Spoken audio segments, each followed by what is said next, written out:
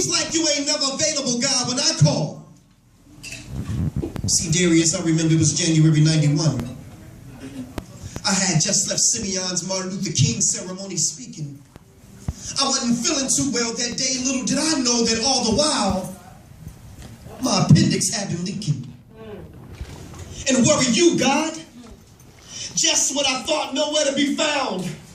And if it wasn't for my son's mother convincing me to go to St. Bernard's that night, Black Ice wouldn't be here at the P.O.E.T. Idol right now.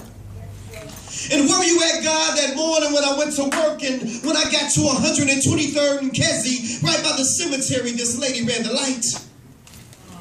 The last thing I saw, y'all, was headlights. A 3-car collision that almost took my life, but where were you, God? And where were you at, God, when my mother was stricken with cervical cancer?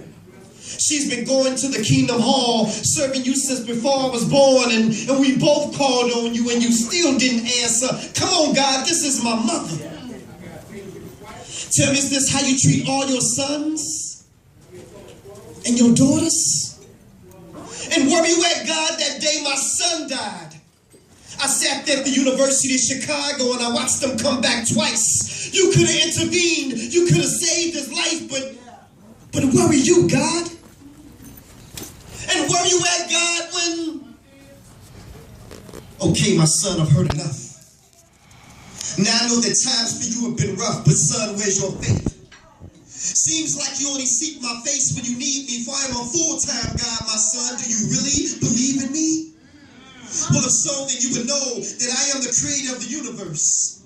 All that you see from the heights of heaven to what you have discovered beneath the earth. See, I am the God of Abraham, Isaac, and Jacob. I am the God of Moses, Lot, and David.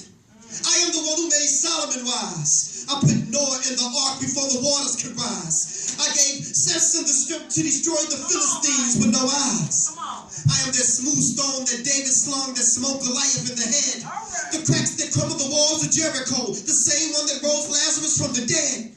I am the blood of the lamb of the doorpost that kept the children of Israel safe from harm. Even the staff in Moses' right arm, and I gave it the power to split the Red Sea in half. Shall I go on? Come on. Please forgive me, Father. He said, no, son. I already have. But see, like Jonah, you've been running from your mission. I've been trying to reach you and speak to you for years, but your ego just wouldn't let you listen. When your appendix was spreading poison through your body, I was the voice that spake to your son's mother warning you. And do you remember what you promised me, my son? Yes, Lord, I do. I promised you that if you allow me to make it through, then I would turn my life over to you. But what did you do? You continued to play. So I spoke to you again in the form of a 3-car collision, but I allowed you to walk away that day. And have you ever asked yourself the question why the accident was by a gravesite? I was showing you that the road that you were traveling on ended at the cemetery if you didn't change your life. But you still didn't listen. And as for your mother's cervical cancer, I am the reason why your mother's cancer is in remission. And I know your son's gone.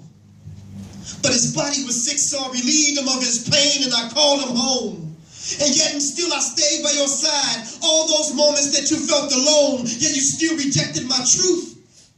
If you only could have put your ego to the side and listened to all those whom I sent to you.